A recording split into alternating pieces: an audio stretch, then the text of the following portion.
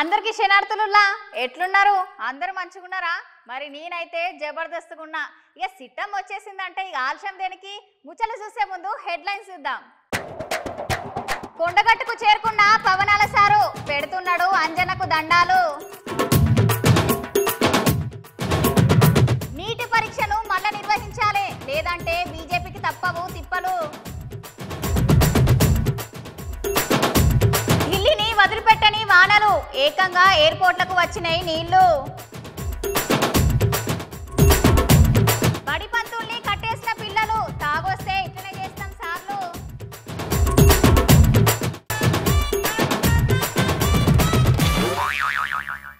Hyderabad Jubilee hills లా BRS ఇంకా కాంగ్రెస్ నాయకుల మధ్య గొడవ జరిగిందిలా.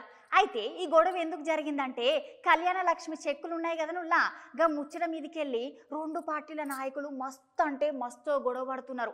అసలు ప్రోటోకాల్ లేకుండా ఎందుకు గట్లా చేస్తారని కోపమవుతున్నారు అందరూ.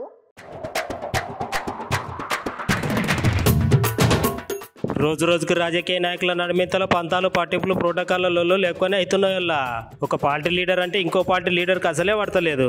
జనాల సమస్యలను తెలుసుకోనంటే మీరు కొట్టుకుంటుంటారు. ఇట్లా చేస్తే జనాల ముంగట మీ పరువు ఉంటుందా పోతుందా? ముచ్చటేందంటే జూబ్లీహిల్స్ లో బీఆర్ఎస్ నాయకులకు కాంగ్రెస్ నాయకులకు నడిమింతలా జగడం అయిందిలా. ఈ జగడం ఎందుకైందంటే కళ్యాణ లక్ష్మి చెక్కుల పంపిణీ విషయంలో జరిగిందంట. అయితే అక్కడ ఉన్న జూబ్లీహిల్స్ ఎమ్మెల్యే మాగంటి గోపీనాథ్ ఈ కళ్యాణ లక్ష్మి చెక్కుల పంపిణీలో పాల్గొన్నాడు. స్థానిక కాంగ్రెస్ కార్పొరేటర్ బాబా పసేదీన్ కు కొంచెం ఆరోగ్యం బాగలేకపోతే ఆయన భార్య వచ్చి చెక్కుల పంపిణీలో పాల్గొనడంతోటే అక్కడ లొల్లి షురు అయింది. వస్తే కార్పొరేటర్ అన్న రావాలి, లేకపోతే మొత్తానికే బంద్ కావాలి. వాళ్ళ భార్య చెక్కుల పంపిణీ కార్యక్రమానికి ఎందుకు వస్తుంది అని ఎమ్మెల్యే మాగంటి గోపీనాథ్ ఇంకా అక్కడ ఉన్న కార్యకర్తలు అందరూ కాంగ్రెస్ వాళ్ళ మీద అమర్లో పడ్డారు. ఈ ముచ్చట మీద ఇన్ని సంవత్సరాలు రాజకీయాలలో ఉన్నాం, కనీసం ప్రోటోకాల్ కూడా పాటించకుండా కార్పొరేటర్ ఆయన భార్యను ఎట్లా పంపిస్తాడని రెండు పార్టీల నాయకుల నడిమితలో గొడవలు అయితే మస్తు జరిగిందిలా. ఇట్లా లొల్లి జరుగుతుంటే అక్కడ ఉన్న పోలీసులు రెండు వర్గాల నాయకులను కార్యకర్తలను పక్కకు జరుపుతున్నారు.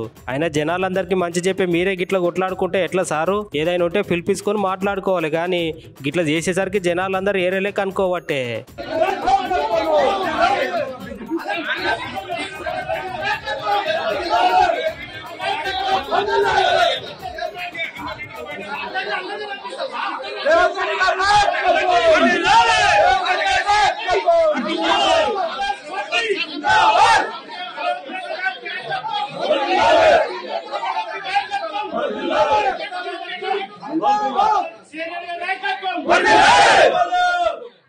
ఆంధ్రప్రదేశ్ రాష్ట్ర ఉప ముఖ్యమంత్రి మన పవనాల సారు ఇవాళ కొండగట్టుకు పోతున్నాడు కదా నుల్లా. అయితే సార్ బయలుదేరుతుంటే ములుగు మండలం వంటి మామిడి కాడ జన సైనికులు అందరు కలిసి సార్కి గజమాలతోని సన్మానం చేసి మస్తుగా హంగామా చేసిరట. మరి ముచ్చట్లేందో ఒకసారి చూద్దాం పాలి. ఆంధ్రప్రదేశ్ రాష్ట్ర deputy CM Konidela Pawan Kalyan sir ఉన్నాడు కదా, గా సార్ గెలుచుతోటి కొండగట్టు ఆంజనేయ స్వామి కాడికి వచ్చి మొక్కులాప చెప్తానని మొక్కుకున్నాడు గానుల్లా. అయితే ఇవాళ సార్ తెలంగాణకు భారీ కాన్వాయ్ తోటి బయలుదేరి సిద్దిపేట ఉన్నది కదా, ఆ సిద్దిపేట జిల్లా ములుగు మండలం వంటి మామిడి దగ్గర ఆగిండు. అక్కడ ఉన్న పవన్ కళ్యాణ్ సార్ జనసేన అభిమానులు అందరు సార్కు ఘనంగా స్వాగతం చెప్పి గజమాలు వేసిర్రోల్లా. వాళ్ళు అట్లా పీఠాపురం డిప్యూటీ సీఎం గారికి సన్మానం చేసుతోటే సార్ వాళ్ళ అభిమానానికి ఫిదా అయిపోయిండు పూర్రి. సార్ ఆ జనాలందరితోటి కొంచెం సేపు మాట్లాడుకుంటా ఈ తెలంగాణలో ఉన్నటువంటి కొండగట్టుకు రావడం, ఇక్కడ ఉన్న జైన సైనికులను కలవడం నాకెంతో సంతోషంగా ఉంది. గట్లనే ముందు రోజులలో తెలంగాణలో కూడా మన పార్టీని బలపరచాలని ఆ కొండగట్టు అంజన స్వామిని వేడుకుంటా అని సార్ కొండగట్టు అంజన స్వామి దర్శనం కోసం బయలుదేరిండుల్లా.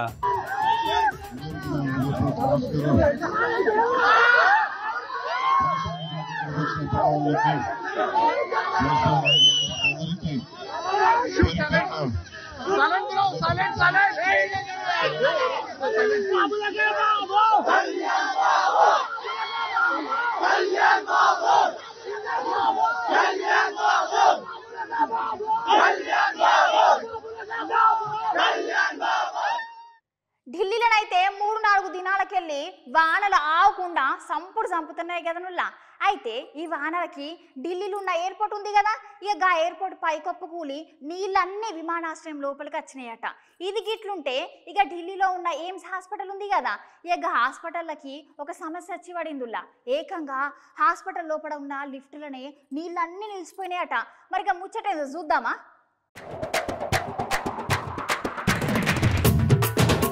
నిజంగానే వానదేవుడు ఢిల్లీ మీద పగ పట్టిండుల్లా.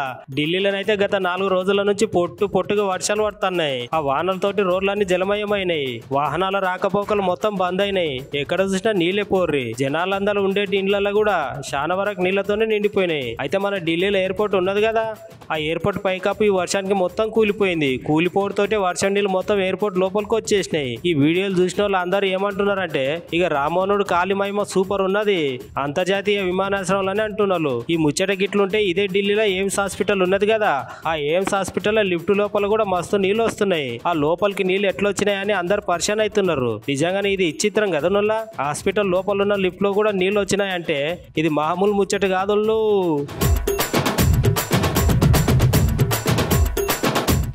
ఇవాళ బీజేపీ ఎంపీ డీకే అరుణ మేడం ఉంది కదా నుల్లా. ఇక మేడం ఇంటి ముంగట ఎస్ఎఫ్ఐ ఇంకా ఎస్ఎఫ్యుఐ నాయకులు అందరు కలిసి ధర్నా చేసి మేడం ఇంటిని ముట్టడించిండ్రట. మరి ఇక విద్యార్థి నాయకులు అందరూ ఎందుకు ఆందోళన చేసిండ్రు, వాళ్ళందరికీ ఏం న్యాయం కావాలో ఓసారి చూద్దామా.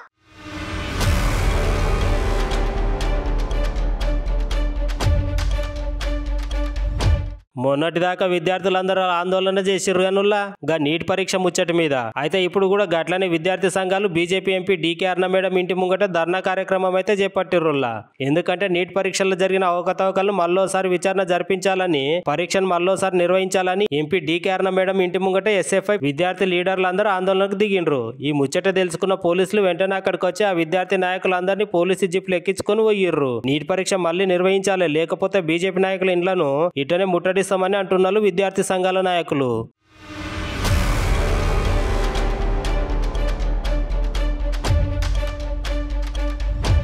భద్రాద్రి కొత్తగూడెం జిల్లా ఇల్లందుపాడులా ఒక చిత్రం జరిగిందట. ఆ చిత్రం ఏందంటే పాఠాలు చెప్పే బడిపంతులు ఉంటారు కదా, గా బడిపంతుల్ని పిల్లగాళ్ళందరూ కలిసి గదే క్లాస్ రూమ్లో బంధించి తాళం పెట్టిండ్రట. మరి గా పిల్లగాళ్ళందరూ కలిసి గట్ల ఎందుకు చేసిర్రు, గట్ల ఎందుకు బంధించిర్రు ఓ పాలి మీరే చూడుండ్రి. సర్కారు బల్లే చదువు చెప్పే బడి పంతుల్ని చదువుకున్న పొలగాళ్ళందరూ కలిసి ఏకంగా పంతులు లోపల తోలి తలుపులు పెట్టిర్రుల్లా.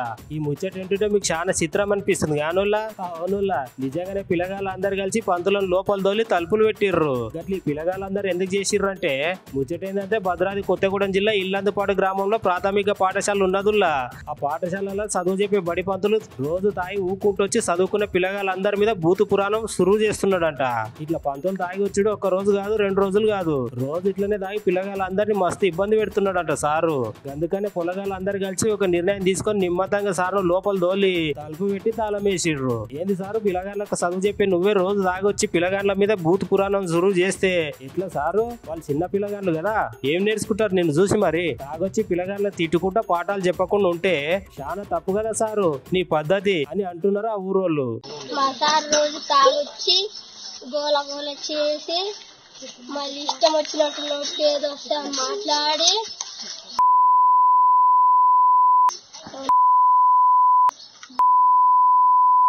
ఆడోళ్ళని మా అయ్యమ్మని అధికారం చేతులుందని వైఎస్ఆర్సీపీ పార్టీ వాళ్ళు చేసిన తప్పులన్నీ ఇప్పుడు ప్రజలందరికీ శాపాలుగా అయినాయట.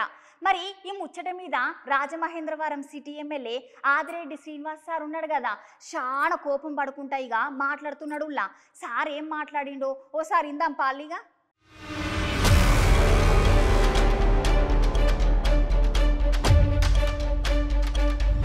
అధికారం చేతులు ఉన్నది కదా అని ఏం చేసినా నడుస్తుంది అనుకున్నారు కావచ్చు గప్పటోళ్ళు. వాళ్ళు చేసిన పాపాలు, మోసాలు, అన్యాయాలు, అక్రమాలు ఇప్పుడు ప్రజల పాలిటే శాపాలై కూర్చున్నాయని Rajamahendravaram city MLA Adireddy Srinivas sir అయితే అంటున్నాడు. అనుకోకుండా చేసిన పనుల వల్ల ఇప్పుడు ప్రజలు ఇబ్బంది పడుతున్నారు. వైఎస్ఆర్సీపీ నాయకులు, కార్యకర్తలు లేని ఏకాకి బోడిలింగంగా తయారైందని స్థానిక తిలక్ రోడ్ల నగర టీడీపీ కార్యాలయంలో ఏర్పాటు చేసిన విలేకరుల సమావేశంలో ఆదిరెడ్డి శ్రీనివాసరావు చెప్పిండు. తాను ఎందుకు ఓడిపోయానని ఆత్మవిమర్శ తనకు తాను ఒకసారి చేసుకోవాల్సిన అవసరం ఉందని, ఒకవేళ జనంకు జగన్మోహన్ రెడ్డి మంచి చేస్తే జనం వైఎస్ఆర్సీపీ పార్టీని ఎందుకు తిరస్కరించిందని ఒకసారి ఆలోచించుకోవాలి. చివరికి మీ పార్టీలో జెండా మోసే కార్యకర్త గాని నాయకుడు గాని లేకుండా తయారైందని ఆదిరెడ్డి శ్రీనివాస్ సార్ అయితే అన్నాడు. ఎందుకు ఓడిపోయాను, 40,000 మెజార్టీ వస్తుందని అనుకున్న వ్యక్తి, ఇంత చేశాను అంటున్న వ్యక్తి ఎందుకు ఓడిపోయాడు అన్నది ముందు అన్వేషించుకోమన్నాడు. 2, అమరావతి పాదయాత్ర జరుగుతున్నప్పుడు ఎందుకు అంత చిన్నపిల్లవాడిగా చిల్లర రాజకీయాలు చేశాడన్నది అడగండి. ఇంకొకటి మహానాడు జరుగుతున్నప్పుడు నువ్వు చేసిన పనులు ఈ రోజుకి కూడా మేము మర్చిపోలేకపోతా ఉన్నాం. అదొకటి అడగండి. ఇలా అడుగుతూ వెళ్ళాలి అని అంటే మా నాయకుల్ని వేధించిన విధానాలు అడగండి. పార్టీలోకి రాకపోతే ఒక పోలీస్ ఆఫీసర్ని మా నాయకుడిని డైరెక్ట్ గా ఆయన జీపులో ఎక్కించుకొని అతను పార్టీ ఆఫీస్ కి తీసుకెళ్లి నువ్వు కండువ వేసుకుంటావా లేదా అని అడిగిన విధానాలను అడగండి. కార్యకర్తలు లేని పార్టీ, నాయకులు జెండా మోయలేని పార్టీ అయిపోయింది అది. ఈ రోజు అతను మమ్మల్ని అలా అండం అన్నది అతనికి అతను ఆత్మ పరిశీలన ఏముంటదండి. గట్టిగా ఉంటే 2 రోజులు చేస్తాడు, దాని తర్వాత ఇన్సూరెన్స్ ఉంది క్లెయిమ్ చేసుకుంటాడు. ఇవన్నీ సింపతి పాలిటిక్స్ అన్నది అన్ని చూసేస్తున్నాం. స్టేట్ లో చాలా చోట్ల జరుగుతూ ఉంది. ఇక్కడ కూడా పోలీసు వారు వాళ్ళు పని చేసేందుకు మీరు మాట్లాడకూడదని చూస్తా ఉన్నాం. కానీ ఆ సంఘటన జరిగే అదే సమయంలో 2 కార్లు దగ్ధమైనవి అదే ప్రాంతంలో. ఎస్పీ గారు చెప్తా ఉన్నారు ఆ కారు ఏదైతే ఇతని ప్రచార వెహికల్ అయ్యిందో అదే సమయంలోనే 2 కార్లు దగ్ధమైనవి ఆవ రోడ్లో. అంటే అది షార్ట్ సర్క్యూట్ వల్ల అయ్యిందా ఏమైందా ఇవన్నీ చూడాలి. ఆకతాయిలు ఎక్కువ అయిపోయారు. వీళ్ళు పెంచి పోషించిన టీమే అది ఏ విధంగా జరిగిందన్నది చూడాలి. ఏదేమైనా ఒక్కటి అర్హత అనర్హత అన్నది మాట్లాడడానికి తన సరిపోడు, నేను సరిపోను.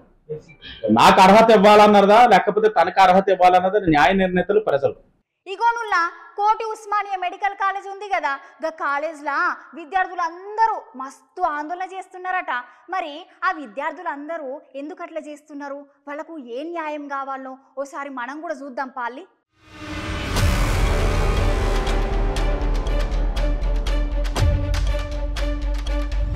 అయితేనుల్లా కోటి ఉస్మానియా మెడికల్ కాలేజీలో విద్యార్థులు అందరు కలిసి ఆందోళన చేస్తున్నారంట. అసలు ఆందోళన ఏంటంటే కాలేజ్ యూనివర్సిటీ ఉంది కదా, అందులో యూనివర్సిటీ వల్ల 860 మంది విద్యార్థులల్లా కేవలం 16 మంది విద్యార్థులు మాత్రమే పాస్ అయ్యారంట. అయితే బీఎస్సీ అలైడ్ సైన్స్ విద్యార్థి జీవితాలతోటి చెలగాటం ఎందుకు ఆడుకుంటారని కాలేజ్ యూనివర్సిటీ పైన చర్యలు తీసుకోవాలని చెప్పి కోటి ఉస్మానియా మెడికల్ కాలేజీలో అలైడ్ సైన్స్ విద్యార్థులు ఆందోళనకు దిగిండ్రుల్లా. అయితే నట కాలేజ్ యూనివర్సిటీలో చదువుకున్న విద్యార్థులందరికీ లైబ్రరీ హాస్టల్ వసతి, సరైన టీచింగ్ సిబ్బంది లేకపోవడంతో ఉన్న కాలేజ్ గ్రౌండ్లకు విద్యార్థులకు అనుమతి లేకపోవడం మాకు తీవ్రంగా అన్యాయం కలుగుతుందని అంటున్నారు. ఫెయిల్ అయిన 844 మంది విద్యార్థులకు వెంబడే న్యాయం చేయాలని మునుపటి ప్రభుత్వం ప్రవేశపెట్టిన బీఎస్సీ అలైడ్ సైన్స్ కోర్సుల ప్రభుత్వం వసతులు కల్పించాలని, గట్లనే 50% ఉన్న పాస్ పర్సెంటేజ్ ను 40% వరకు తగ్గించి న్యాయం చేయాలని స్టూడెంట్స్ అందరూ ఆందోళన చేస్తున్నారు. 2022-23 సంవత్సరంలో అలైడ్ హెల్త్ సైన్స్ అని చెప్పి కాలేజీ హెల్త్ యూనివర్సిటీ కోర్స్ తీసుకొని రావడం జరిగింది. ఈ తీసుకొని వచ్చిన తర్వాత పోయిన సంవత్సరం ఎగ్జామ్లు రాసినటువంటి స్టూడెంట్స్ 825 మంది ఎగ్జామ్ రాస్తే కేవలం 25 మంది మాత్రమే పాస్ అవ్వడము, 700 మంది విద్యార్థులు ఈరోజు ఫెయిల్ అయ్యారంటే దీనికి కారణం విద్యార్థులు కాదు, దీనికి కారణము కాలేజీ హెల్త్ యూనివర్సిటీకి సంబంధించినటువంటి యూనివర్సిటీ అధికారులు. ఎందుకోసం అనంటే ఏదైనా ఒక కోర్సు తీసుకొని వచ్చిన తర్వాత ఆ కోర్సుకు సంబంధించినటువంటి కరికులం కానీ, ఎప్పుడు ఎగ్జామ్ పెట్టాలి, సిలబస్ ఎప్పుడు కంప్లీట్ చేయాలి, సిలబస్ సంబంధించినటువంటి ఏ బుక్కులు అనేది యూనివర్సిటీ అనేది దీన్ని తీసుకొని రావాలి. ఇలాంటి ఏవి తీసుకొని రాకపోవడం వల్ల ఈరోజు ఈ విద్యార్థులు ఇంతమంది ఫెయిల్ అయ్యారు. ఈ ఫెయిల్ అవ్వడానికి కారణం కూడా కాలేజీ హెల్త్ యూనివర్సిటీ. ఈరోజు ఇవే కాకుండా ఈ కాలేజీలో ఉన్నటువంటి ఉస్మానియా మెడికల్ కాలేజీలో ఉన్నటువంటి ప్రిన్సిపల్ ఎవరైతే ఉంటారో ఈ విద్యార్థులకు తగినటువంటి న్యాయం చేయకపోవడం తర్వాత ఈ విద్యార్థులు ఈరోజు ఫెయిల్ అయితే కాలేజీకి వెళ్ళి ప్రిన్సిపల్ దగ్గరికి వెళ్ళి అడిగితే సరైనటువంటి సమాధానం కూడా చెప్పకపోవడం వల్ల ఈరోజు ఉస్మానియా మెడికల్ కాలేజీనే కాకుండా తెలంగాణలో ఉన్నటువంటి 10 మెడికల్ గవర్నమెంట్ కాలేజీలో ఈ విద్యార్థులు చదువుతా ఉన్నారు. ఈ రోజు నిన్న రేపు అన్ని మెడికల్ కాలేజీలలో ఈరోజు కాలేజీలో శాంతియుతంగా వీళ్ళు నిరసన కార్యక్రమం అనేది కూడా తెలియజేస్తా ఉన్నారు. వెబ్సైట్ మాకు ఈ కోర్స్ అన్నది కాళోజీ నారాయణరావు యూనివర్సిటీ నుంచి రిలీజ్ చేశారు. మేమందరం పాస్ అవుట్ అయింది 2021 ఇయర్లో. మా బ్యాచ్ ఇప్పుడు అలైడ్ సైన్సెస్ బ్యాచ్ మాది 2022-23, కానీ మా క్లాసెస్ స్టార్ట్ అయింది 2023 ఏప్రిల్ 15 రోజు. ఆ రోజు నుంచి క్లాసెస్ స్టార్ట్ అయినప్పుడు స్టార్టింగ్లో మాకు బుక్స్ లేవు, ఫ్యాకల్టీ లేదు, క్లాస్ రూమ్స్ లేవు, అండ్ ఏ ఫెసిలిటీ అన్నది కల్పించలేదు మాకు. కాలేజ్ అయినా యూనివర్సిటీ అయినా సిలబస్ అనేది మాకు ఎగ్జామ్స్ ముందు 2 months ముందు వచ్చింది. ఎగ్జామ్స్కి ఎగ్జాక్ట్గా 1 month ముందు నోటిఫికేషన్ రిలీజ్ చేశారు. దానికి 1 month ముందు సిలబస్ అన్నది రిలీజ్ చేశారు. ఆ సిలబస్ అన్నది ఇచ్చాక కూడా అవుట్ ఆఫ్ క్వశ్చన్స్ వచ్చి అయినా కానీ మా వంతు మేము రాసాం సార్. రాసినా మాకు మార్కులు అన్నది తక్కువ వేశారు. మేమందరం ఇంటర్లో 900+, 950+ మార్క్స్ వచ్చిన వాళ్ళమే. కానీ మాకు ఇప్పుడు ఈ ఇయర్లో 860 మెంబర్స్ ఎగ్జామ్స్ రాస్తే ఓన్లీ 16 to 25 మెంబర్స్ని పాస్ చేశారు. యూనివర్సిటీ నుంచి కరెక్ట్ సిలబస్ ఇవ్వకపోవడం, టైం టేబుల్ ఇవ్వకపోవడం, కరికులం ఇవ్వకపోవడం, ఫ్యాకల్టీ లేకపోవడం. మాకు ఏదైతే ఫ్యాకల్టీ చెప్పిర్రో వాళ్ళంతా పీజీ వాళ్ళు చెప్పడం జరిగింది. మాకు చెప్పాల్సిన ఫ్యాకల్టీ హెచ్ఓడీస్, ప్రొఫెసర్స్ ఇలాంటి వాళ్ళు చెప్పాలి. కాబట్టి మాకు హాస్టల్ ఫెసిలిటీ కూడా లేదు. మేము డిఫరెంట్ అంటే వివిధ ఏరియాల నుంచి వచ్చి ఇక్కడ చదువుకొని పోతుంటాం. నార్మల్గా ఏ బీఎస్సీ వాళ్ళకైనా సరే, ఏ మెడికల్ కాలేజీలో అయినా సరే వాళ్ళకి హాస్టల్ ఫెసిలిటీ ఉంటుంది. అందరు ఒక కాడ కూర్చొని డిస్కస్ చేసుకుంటారు. మాకు మాత్రం అలాంటి ఫెసిలిటీ ఇక్కడ లేదు. అదేవిధంగా ఇప్పుడు మేము చేసే డిమాండ్స్, రేపన్నాడు యూనివర్సిటీ ఎలాంటి ఇన్ఫర్మేషన్ ఇచ్చినా కూడా అది కేఎన్ఆర్ యూహెచ్ఎస్ వెబ్సైట్ ద్వారానే రిలీజ్ చేయాలి. అదేవిధంగా మాకు ముఖ్యంగా యూనివర్సిటీ హాస్టల్ ఫెసిలిటీ చేయాలి. అదేవిధంగా యూనివర్సిటీ అది అకాడమిక్ క్యాలెండర్ కరెక్ట్ ఉండాలి. అదేవిధంగా మాకు ఏవైతే ప్రొఫెసర్స్ హెచ్ఓడీస్ ఉన్నారో వాళ్ళతోటే మాకు క్లాసులు చెప్పియాలి. మాకు సపరేట్గా క్లాసెస్ ఏర్పాటు చేయాలి. సపరేట్గా మా డైనింగ్ మాకుండాలి. సపరేట్గా మా గ్రౌండ్ మాకుండాలి. మా లైబ్రరీ మాకుండాలి. పాపముల్లా మన చుట్టుముట్టు ఉన్న ప్రాంతాలు చక్కగా ఉండాలన్నా, మనం తిరిగే రోడ్లన్నీ పరిశుభ్రంగా ఉండాలన్నా, మనం తాగే నీళ్లలో బ్లీచింగ్ పౌడర్ వేసి నీళ్లను పరిశుభ్రం చెయ్యాలన్నా గవాళ్ళు ఉండాలి కదనుల్లా. గదేనుల్లా పరిసరాలన్నిటినీ శుభ్రం చేస్తారు కదా మున్సిపాలిటీ వాళ్ళు. మరి వాళ్ళకు ఏవో సమస్యలు ఉన్నాయట. మరి వాళ్ళ సమస్యలు అన్నీ ఎవరు పట్టించుకుంటలేరు, ఎందుకు పట్టించుకుంటలేరు, వాళ్ళ సమస్య ఏందో ఓసారి మనం కూడా చూసేద్దాం పాలి. యాజమాన్యం మండలం మున్సిపాలిటీ వాళ్ళకి కట్టు కావట్లేదు. దాని తర్వాత మేడే కనుక 2023లో మేడే రోజున ముఖ్యమంత్రి గారు, మాజీ ముఖ్యమంత్రి కేసీఆర్ గారు ప్రకటించారు మేడే కనుక ఇవ్వమని. 2023 మేడే, 2024 మేడే, 13 నెలల మేడే కనుక పెండింగ్ ఉందమ్మా. 13 లక్షల రూపాయలు. ఇట్లా ఆ పిఎఫ్ 25 నెలలు. ఈ బకాయిలు అన్నీ ఉన్నాయి. వీటి మీ దగ్గర పనిచేస్తారు కాబట్టి మీరందరూ సహకరించాలి.